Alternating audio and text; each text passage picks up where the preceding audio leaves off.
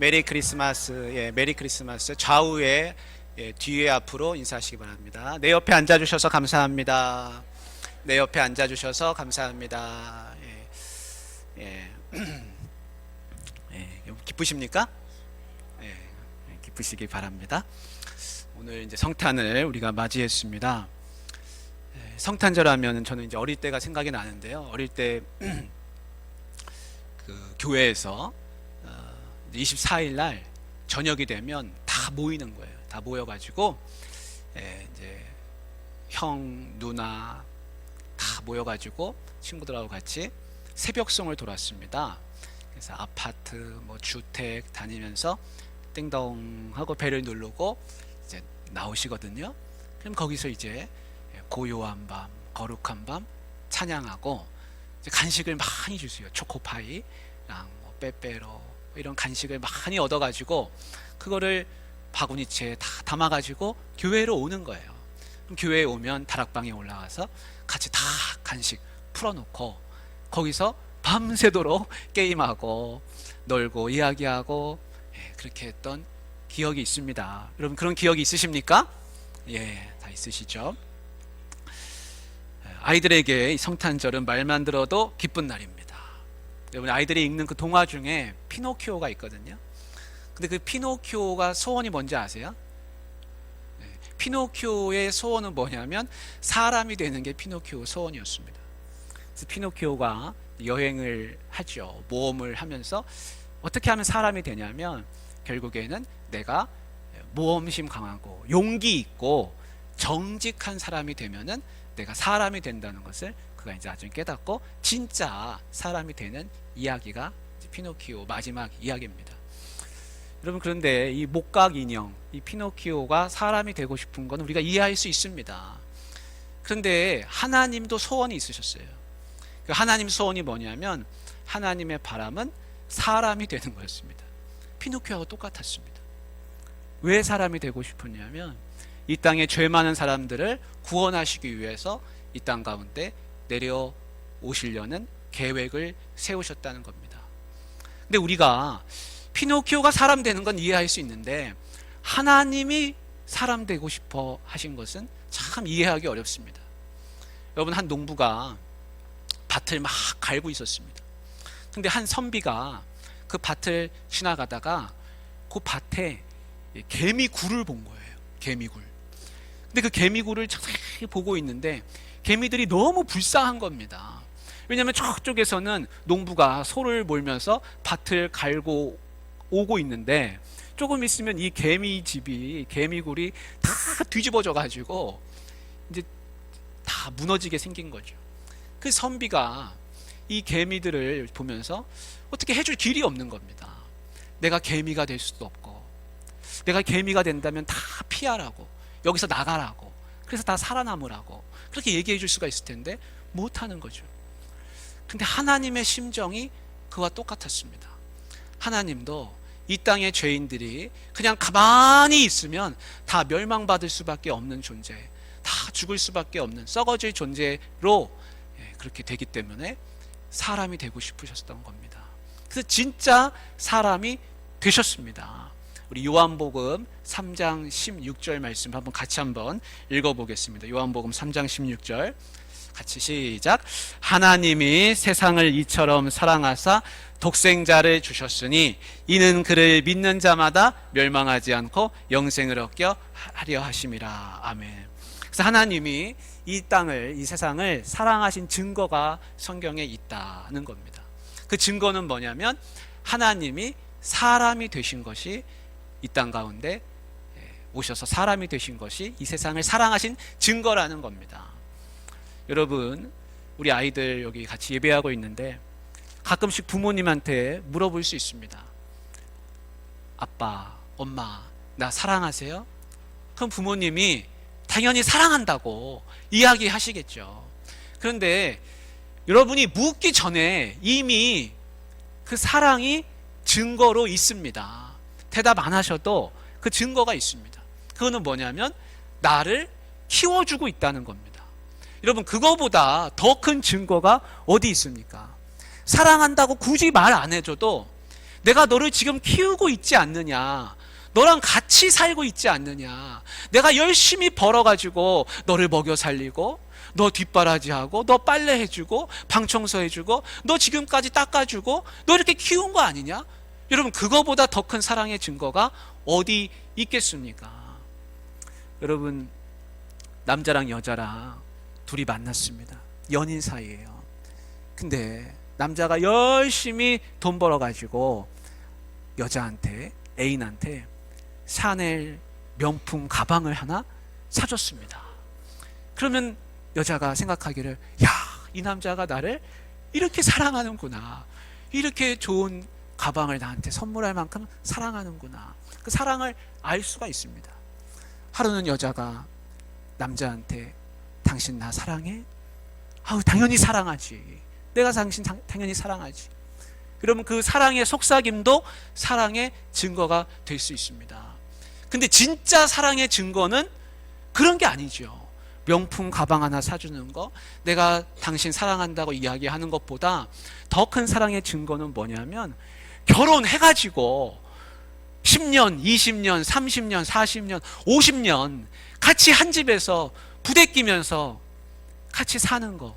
여러분, 그거보다 더 큰 사랑의 증거가 어디 있겠습니까?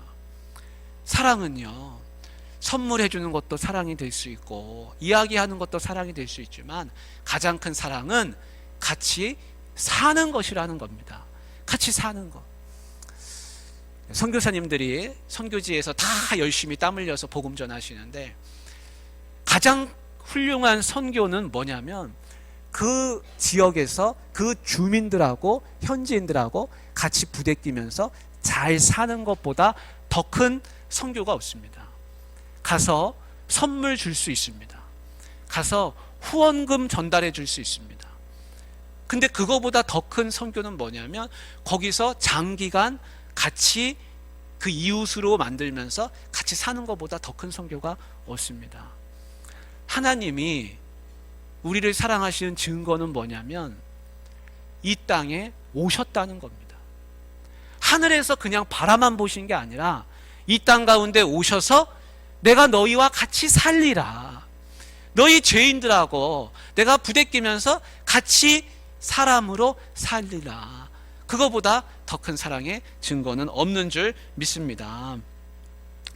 우리 같이 오늘 성경 읽은 말씀 우리 같이 한번 같이 읽어보겠습니다. 우리 누가복음 2장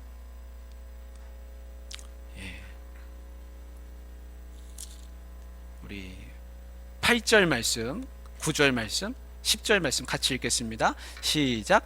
그 지역의 목자들이 밤에 밖에서 자기 양떼를 지키더니 주의 사자가 곁에 서고 주의 영광이 그들을 두루 비춤에 크게 무서워하는지라. 천사가 이르되 무서워하지 말라. 보라, 내가 온 백성에게 미칠 큰 기쁨의 좋은 소식을 너희에게 전하노라. 제가 11절 읽겠습니다.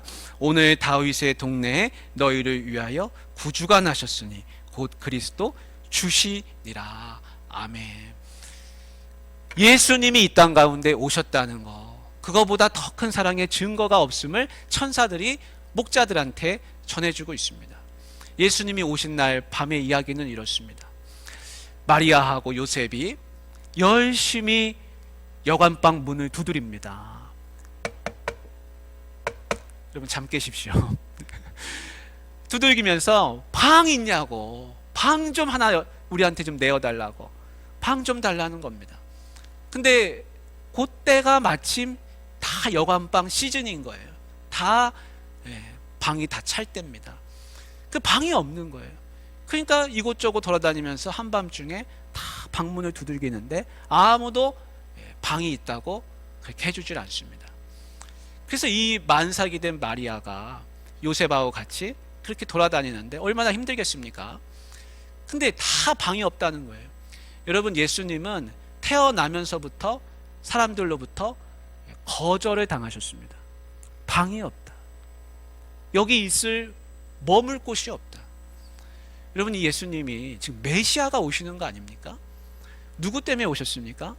이 사람 때문에 오셨습니다. 우리를 구원하려고 오시는데 사람들은 예수님이 묵을 방이 없다는 겁니다.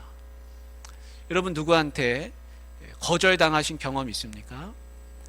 나를 좀 받아주십시오. 내가 당신과 함께하고 싶습니다. 근데 그 사람이 나를 거절할 때가 있습니다. 그럼 마음이 얼마나 힘들겠습니까? 그 거절당하는 그 경험은 아주 오래 가죠. 근데 마리아와 요셉은, 아기 예수님은 뱃속에 있을 때부터 거절을 당하셨습니다.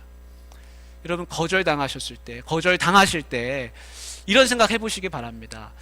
저 사람이 나를 지금 미워하는 게 아니라 내가 머물 방이 없구나.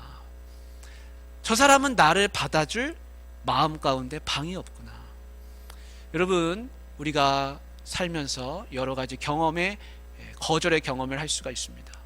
그때마다 좌절하고 실현하고 실현당해서 힘들고 그럴 때마다 마음속에 우리가 생각해야 될 거는 뭐냐면, 예수님은 태어날 때부터 거절당하셨다는 겁니다. 사람들이 받아줄 마음이 없습니다. 우리도 똑같이 생각할 수 있습니다. 다른 사람들과 관계할 때 저 사람이 나를 미워하는 게 아니라 받아줄 수 있는 마음의 여유가 없구나. 좀 그러고 잘 넘어가시길 바랍니다. 그러고 나서 마리아와 요셉이 찾은 곳은 어디냐면 짐승들이 머무는 마곡간이었습니다. 그래서 아주 허름하고 냄새나는 그 마곡간에 들어가서 이제 아기를 낳게 되는 것입니다. 그런데 그 즈음에 저 베들레헴 들판에서는 목자들이 양을 치고 있었습니다. 여러분, 이 목자들이 그 한밤중에 다들 집에 들어가서 잠을 자고 있을 때 이 목자들은 별을 바라보면서 잠을 못 이루고 자기 양떼를 지키고 있었습니다. 여러분, 누군가는 생각할 겁니다. 이 목자들은 양떼가 아주 많았구나. 참 부자구나.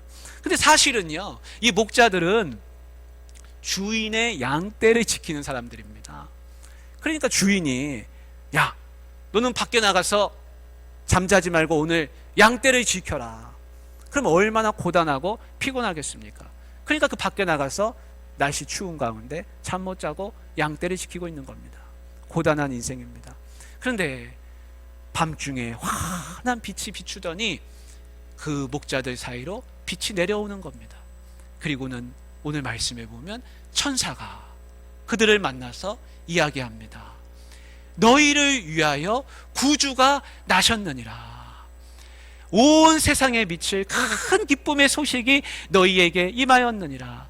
예수 그리스도께서 탄생하시느니라 라는 소식을 전해주고 있습니다. 여러분, 우리는 밤에 야근할 때 좋은 소식은 뭐냐면 누군가 치킨을 사들고 찾아오는 것이죠. 그러나 이 목자들 곁에는 어떤 소식이 임했냐면 구주가 나셨다는 소식이 임했다는 겁니다. 여러분, 근데 참 희한하지 않습니까? 이 천사들이 분명히 그랬습니다. 온 백성에게 미칠 큰 기쁨의 좋은 소식이라.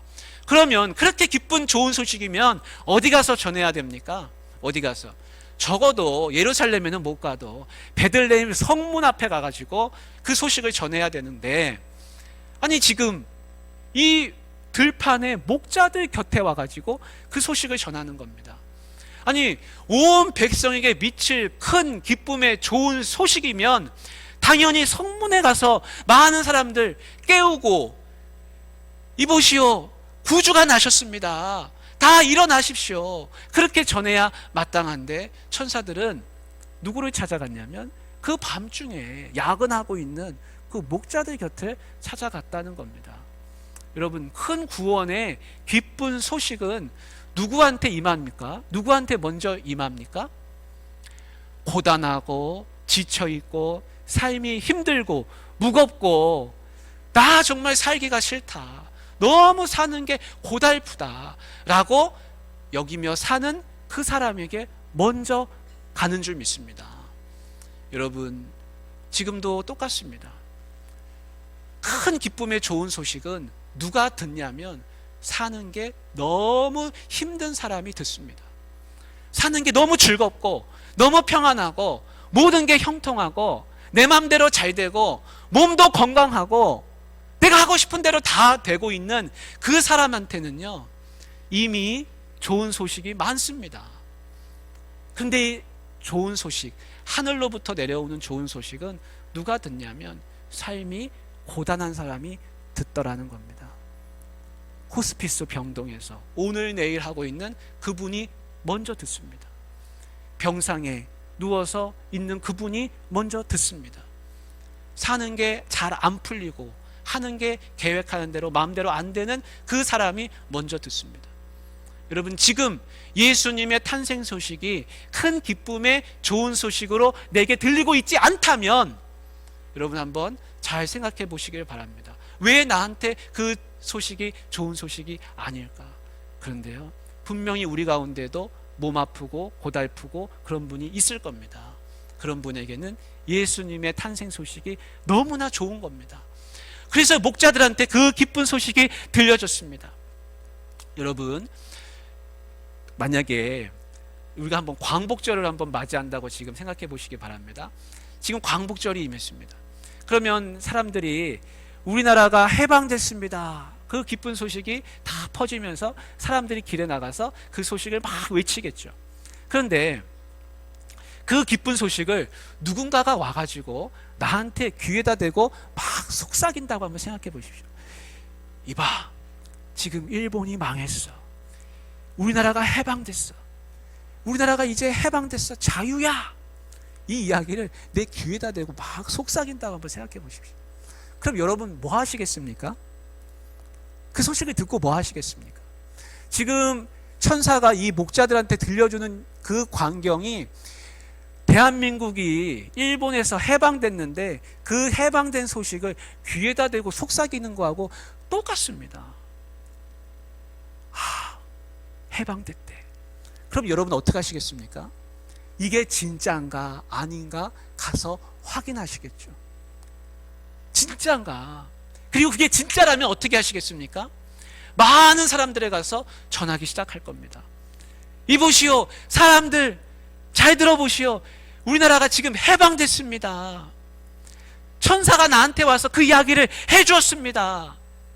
그걸 전하지 않겠습니까? 여러분, 이 목자들이 그 이야기를 들었습니다. 그 이야기를 듣고 어디로 달려갑니까? 예수님이 탄생하셨다는 그 마국간으로 막 달려가는 겁니다.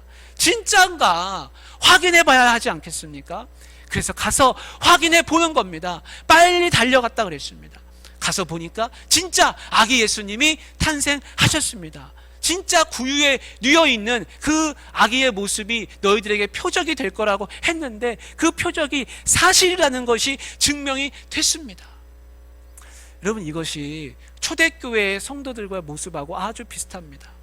초대교회 성도들은요, 그 당시에 사람들이 모르는 소식을 하나 들었습니다. 그게 뭐냐면 이 땅 가운데 구주가 나셔서 그 구주께서 우리를 위해 사셨고 십자가에 달려 죽으셨고 부활 생명을 얻으셨고 그 예수님을 믿으면 우리도 똑같이 다 부활 생명을 얻는다. 이 죽음의 인생 가운데서 해방된다는 소식을 들었다는 겁니다. 그런데 그 소식을 그 초대교회 성도들이 간직하고 있습니다. 그리고 이 비밀스러운 소식을 사람들에게 전하면서 살게 됩니다. 우리도 똑같습니다. 우리도 지금 예수님이 이 땅 가운데 오셔서 우리를 위해 사셨고 그분을 믿으면 부활 생명이 있다는 것을 우리도 알고 있습니다. 그럼 우리가 어떻게 해야 되겠습니까? 똑같습니다. 해방의 소식을 들은 자들처럼 사람들에게 알리면서 사는 것이 마땅합니다. 나만 알 것이 아니라 해방됐습니다. 자유가 됐습니다. 이젠 다 죽음에서 풀려났습니다. 여러분, 예수님이 오셨습니다. 그렇게 외치면서 지내실 수 있기를 바랍니다. 여러분, 목자들이 아기 예수님을 만났습니다. 근데 아기 예수님을 만나고 보니까 이 진짜 아기인 거예요. 예수님이 아기의 모습으로 계십니다. 여러분 한번 상상해 보십시오. 내가 만난 예수님인데 그 예수님이 아기예요. 그러면 여러분, 아기가 나한테 무슨 이야기를 해줄 수 있겠습니까? 무슨 이야기 할 수 있겠습니까? 아기는 아무 말도 못하는 겁니다.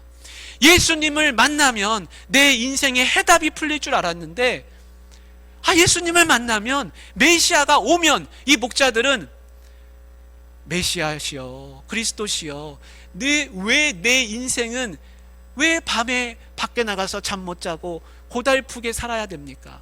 왜 나는 양을 치며 이렇게 힘들게 어렵게 살아야 합니까? 인생의 해답을 좀 알고 싶은데 아기 예수님을 만났을 때 그 아기 예수님은 나한테 해주는 것이 아무것도 없더라는 겁니다. 여러분, 예수님을 우리가 한번 만났다고 지금 상상해 보십시오. 만났는데 우리 지아 예수님을 만났어요. 지아가 예수님을 만나는데, 아, 예수님, 저는 왜 이렇게 공부하는 게 힘들고 학교 생활이 어렵습니까? 예수님한테 묻고 답을 얻으면 얼마나 좋겠습니까? 우리 어린 친구들 여기 같이 예배 드리는데, 아니, 왜 학교에 가서 공부해야 되고 왜 이렇게 사는 건 어렵고 힘듭니까? 묻고 싶은데 그 예수님이 나한테 해줄 수 있는 게 아무것도 없는 겁니다. 아니, 예수님, 나를 좀 고쳐주십시오. 내 질병에서 저를 좀 낫게 해주십시오.